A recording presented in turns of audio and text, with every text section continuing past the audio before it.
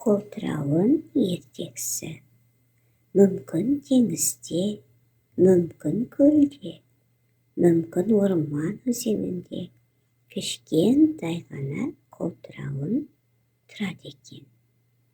Бәрінен де ол тәтті тамақ жегенді жақсы көреді екен.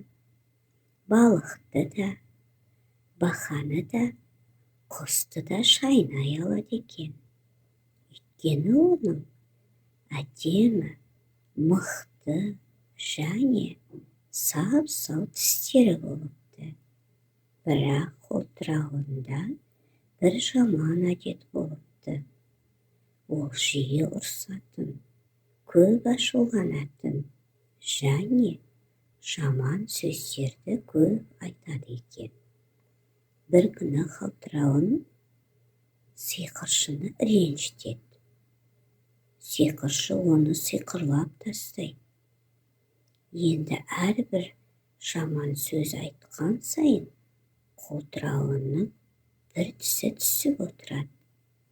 Тез арада оның мүлдем тісі қалмай, енді ол тәтті тағамдар жей алмайтын болды. Қолтырауын өте қатты ызаланды.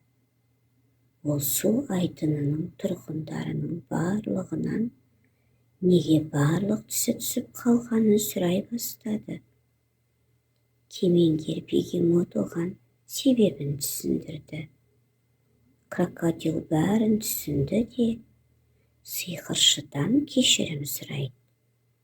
Оған жаңа тістер шыға бастайды. Сол кезден бері қолтырауын өз тістерін сақтайды.